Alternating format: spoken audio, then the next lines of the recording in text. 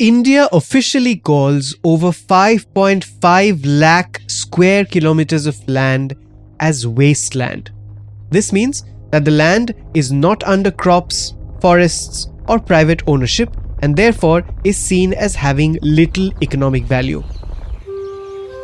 But here's the thing, much of what we call wasteland is not waste at all. These lands include grasslands, grazing commons, and sandy ecosystems that support half of India's milk, a large share of its meat, and millions of livelihoods. And they store a lot of carbon quietly underground. The worth of all this land? 1.3 trillion rupees. And all of it mislabeled. Why? Well, a colonial era mistake. Because basically, the British decided that anything they could not tax was worthless. Also, these vast swathes of land could help us achieve climate targets at a fraction of the costs. But instead, India is converting them into solar parks. In this episode, I'm joined by someone who's been studying this problem for years. Professor Abi Vanak, Director, Center for Policy Design at the Ashoka Trust for Research in Ecology and the Environment, or ATREE-CPD. He joins me to explain why we are getting a massive subsidy we don't even know exists and what happens when it vanishes.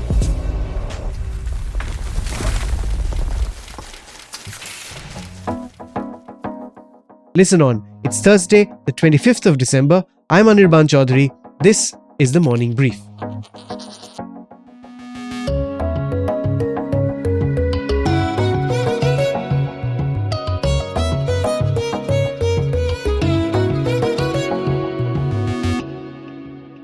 Hi, Professor Vanak. Very warm welcome to the Morning Brief. Hi, Anirban. It's a pleasure to be on your show and thanks for having me. Let's start with basics. Grasslands and wasteland. What are these?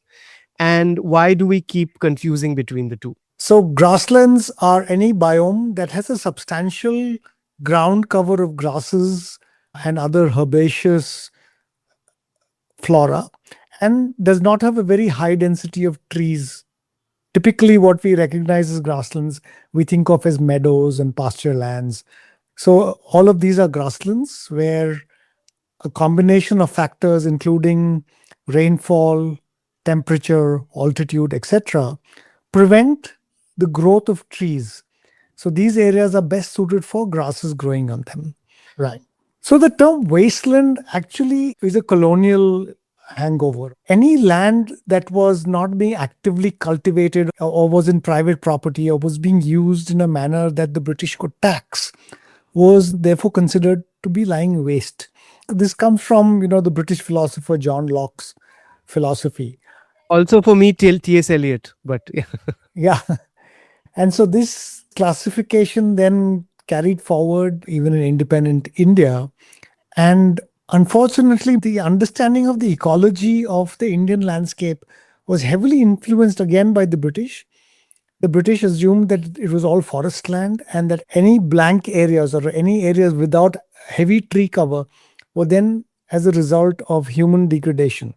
So then humans had come and cut down these trees and cut down the forests, and therefore this area looked like a barren open area. This is, of course, untrue because we know that savannas and grasslands in India are old growth ecosystems, which means that they've been there for millennia, if not for millions of years. And it's therefore important for us to now separate these two.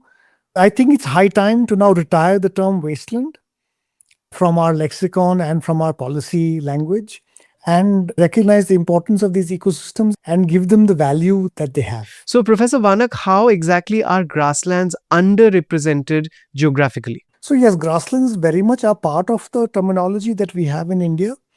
But what are recognized as grasslands are a very small fraction of the country's geographic area.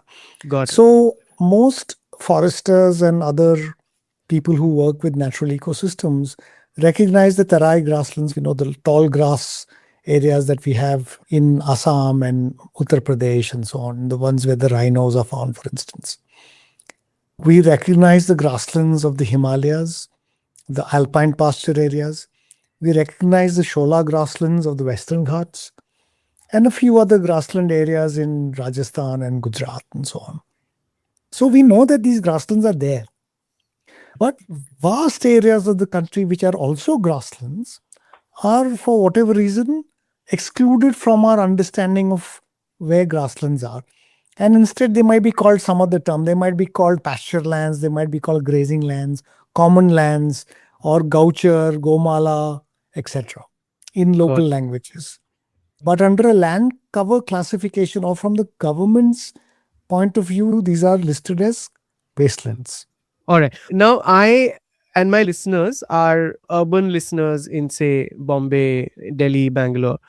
Why should we care about grasslands? And I mean, we would care about grasslands if they kind of showed up, say, in our daily economy. So, is there a linkage, and what is that? There's a very, very high economic value of grasslands and savanna ecosystems in India. And unfortunately, this value has not been properly calculated. So, most of the meat that you eat, if you enjoy mutton biryani, then know that the goats and sheep that were raised on the grasslands in India. 50% of the milk comes from free ranging animals that are dependent on these grasslands, even if they are these high productive hybrids, which we have brought in to increase milk yield. Most of them are free ranging, free grazing. And so the importance of these grasslands is seen every day in our daily lives, whether it's from milk consumption or meat consumption. It's therefore important for us to value this properly. And a recent study has shown that the annual value is more than 1.3 lakh crores for this informal economy. Okay, okay. And what part of that is mistakenly now labeled as wasteland, if I may call it that? So, about 70% of the open natural ecosystems in India, especially in the semi arid landscapes, is considered wasteland. And what percentage of the economy do they represent? This economy is almost, I think, 5% of our GDP and about 25% of agricultural GDP. Okay, okay. Yeah, so that's quite substantial. Professor Vanak, can you give me one example that explains the cost implications of this? So let's consider meat, mutton in particular. So free range lamb and goat. We don't in India. We pay the same price whether goats are raised stall fed or whether they are free range. Whereas most of the meat that we consume is actually organic free range meat, but we never pay that premium, and it's all dependent on these grasslands, open grasslands. Similarly, a lot of the meat that's exported in terms of meat, lamb and mutton, again comes from these free range systems and generates fairly large amounts of foreign exchange revenue. But again, it is underpriced because we don't have a certification system that shows that this is organic free range meat, and therefore the people who produce this don't get a fair price, and it's sold as the cheapest kind of meat in the countries that import them. For example, in the Middle East, whereas lamb from Australia and New Zealand is at a premium, especially if it's labeled as free range. So this is something that we are actually not valuing our own products and produce from these ecosystems, which I think we need to start doing better. The other thing is, and what we don't value, is that these grasslands provide very important ecosystem services. They also sequester carbon below ground, and they're really important for biodiversity. And yet, only trees are seen as this ultimate climate fix, right? And no one obviously recognizes grasslands as these huge carbon sinks, right? Yeah, so, one thing that people tend to forget is that trees require water. And growing trees is not as easy as it sounds. As you know, India itself, we have been trying to grow trees for over 200 years, and only in some places it has succeeded. In fact, most of our afforestation efforts have failed because we've been trying to grow trees in the wrong place. Okay. India is a dry country, most of it. All the Deccan Plateau, the central Indian landscapes, Western India, Large portions of India only receive less than 1,000 mm of rainfall every year. You can't have luxuriant forests in these landscapes. Right. Most of these areas are therefore naturally open or semi-open, which means that trees might grow there, but they won't grow into this what we think of as thick forests, greater than 40% canopy cover, etc. And the labeling of them as forest itself is problematic. So even where we have recognized them as open, where we know that there are open savannas, we've called them thorn forests or scrub forest. Whereas in Right. the rest of the world, they're called savannas, they're called grasslands. But if you drive anywhere to the east of Pune or in Madhya Pradesh or Maharashtra or Rajasthan or Gujarat, you'll see these vast open landscapes. These are not degraded, these are naturally open systems which look Okay. like the savannas of Africa. But in Right. our country, we think they are degraded wastelands and we try to plant trees or we convert them to some other kinds of land use. Whereas we should be valuing them for what they are. Also, Professor Vanak, to your earlier point about how trees use a lot of water, it would seem then that grasslands are a more cost effective way to help us reach our climate goals, right? So, the way to naturally sequester large amounts of carbon without using up very heavy amounts of water is by promoting the growth of grasslands wherever they occur naturally. And grasses tend to sequester carbon in the soil, which is below ground. And this is stable carbon. It doesn't tend to disappear. Like, for example, if you have above ground carbon, most of it is measured as tree biomass. Obviously, it looks good. There's lots of trees, there's lots of biomass. Uh-huh. So there's a lot of carbon out there. But there's an equal amount of carbon even in forests below ground. So grasslands sequester a similar amount of carbon below ground as many forests do, but do it at a fraction of the water requirement. Okay. Okay. So even between 30 to 50 metric tons of carbon can be easily sequestered below ground in many of our grasslands, in many of our open ecosystems. And these areas are vast, several millions of hectares across India. So the potential is very high to do this to meet our targets for both the Paris Agreement as well as the land degradation neutrality targets that India has committed to. So we have the potential to do this in India by recognizing the importance of grasslands and other open natural ecosystems for carbon sequestration. Okay, now the government wants to convert a lot of these grasslands into solar parks. Clearly, that's a mistake. So, again, the policy underlying this is that these were considered wastelands and had no productive value. Now, of course, nobody went and consulted the grazers who were using these lands for grazing the livestock. People didn't estimate the carbon that was stored in the ground below these solar parks. Nobody asked the great Indian bustard or the black buck antelope or the chinkara whether these are important habitats for them. Uh, so, therefore, we went ahead and pinned most of our green energy hopes on these open areas. Now, the problem is this, of course, is that these areas are perfect for solar power because they are dry, lots of cloudless days, very high solar intensity. But that's also what makes them open areas. Yeah, the natural vegetation also is open because of that. So, we need to shift our policy a little bit. We should, first of all, recognize that these are natural ecosystems. Our renewable energy policy needs to have an environment and social impact assessment, which it currently doesn't. And we need to also find alternate places where we can deploy solar. In fact, the Supreme Court, in its recent judgment, has clearly articulated that conservation of nature is a part of corporate social responsibility. And this is an excellent judgment by the Supreme Court. It has laid down clear guidelines for the conservation of the great Indian bustard in Rajasthan. So the idea that we can just, wholesale convert any open land into a solar park without any consequence just because we mistakenly assume that these are wastelands is, in my opinion, a wrong policy, and we need to change that. We need to understand what is the best value we can get out of land and how we can get it.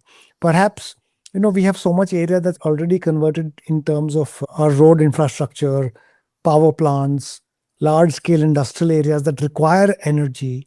So, with a few tweaks, we can push for deploying large scale solar on grey land versus on green land or brown land. All right, all right. So, I mean, if we were to talk about a grassland policy fix, what would that be? Yeah. So the first thing would be to secure all of our common lands wherever they are. Make sure they don't get diverted to other uses. Remove the term wasteland from our lexicon completely. And then start even thinking about how we can have some community conserved areas or conservation reserves so that there is dual use of them. Now, I don't advocate for large protected areas that exclude people, because if there's any place where conservation can happen in a socially just manner, it is in grasslands, because you can have wildlife and you can have livestock grazing as well. And of course, let's not forget we have millions of people who are nomadic pastoralists who depend Right. on these areas. And think of it, these are the people with the lowest carbon footprint of anyone in India. In 2006, the government had set up a task force on grasslands and deserts. And the task force had, in fact, recommended a separate policy for these grasslands and desert areas. But unfortunately, that policy never came to be. And now, 20 years hence, we still have no clear path forward on how we manage these ecosystems. Understood. And I mean, if grasslands vanished tomorrow, how quickly would we feel the shock? I mean, what would happen to, you spoke about mutton biryani, but what happens to milk, meat, wool, etc.? Those economies would collapse, and it would cause massive rural distress. Because think of it again, who are the people who rear goats and sheep? They're amongst the poorest of the poor. They don't even own land. So they will be impacted first. Then people who are dependent for at least part of their fodder requirements on open grazing, they will Yeah. now have to grow fodder or buy fodder from somewhere else. Or we might even have to import fodder from other countries. So it will have a fairly huge shock on our system. And this is something that we really need to recognize, and we need to realize that we are getting free services at the moment. The government does not spend too much money on this system. Like, almost no money is spent on grassland restoration and rejuvenation. And you are getting lakhs of crores worth of benefit. Finally, Professor Vanak, what is the larger environmental policy paralysis or biodiversity neglect that this under recognition of grassland reveals? So most of these landscapes harbor incredible biodiversity, which we on paper protect. So under the Wildlife Protection Act, for example, the great Indian bustard, the Indian wolf, the black buck, the chinkara, the lesser florican, etc., are all given the highest protection, equivalent to tigers. And in fact, we know that Indian wolves are more endangered than tigers. But we have failed to sufficiently protect the habitats that these species depend on. And as a consequence, populations of all of these species have crashed all over India, with the great Indian bustard now on the verge of extinction and requiring emergency measures such as captive breeding, etc., to stabilize this population. But even if you captive breed these animals in captivity, you still need to have areas to release them in. Similarly, we have now brought in cheetahs in a bid to restore our grasslands and to give them a flagship species. But by the time cheetah populations have increased enough to be ranging widely across the country as they once did, those habitats no longer exist. And where they do exist, they're being rapidly converted to other uses. So it's time that we start right now. If you want to think of a conservation policy for grasslands 10, 15 years down the line, and where we want to think about reintroducing these species that were lost, the factors that caused them to be lost have not been addressed. So we really do need to act now, because grasslands are disappearing at an alarming rate. Professor Vanak, thank you so much for joining us. My pleasure. Thank you for having me. So, India has convinced itself that vast productive lands are worthless, built an entire informal economy worth 5% of GDP on top of them, and is now converting them to solar farms without asking what happens next. The poorest herders lose their livelihoods first. Then milk and meat prices spike. Then we start importing fodder. All because we are still using a colonial land classification system designed to maximize British tax revenue. The fix? retire the term wasteland from policy, secure common grazing lands from conversion, and deploy solar on already converted industrial land instead of greenfield sites. Sometimes the biggest policy failures are the ones hiding in our daily economics. That's it for today. This episode was produced by Vinay Joshi, sound designed by Amrit Reggie. A new episode of The Morning Brief drops every Tuesday, Thursday, and Friday, wherever you get your podcasts. Also listen to ET in the Valley on Wednesdays and Corner Office Conversation on Mondays. We wish you a very Merry Christmas. Keep listening.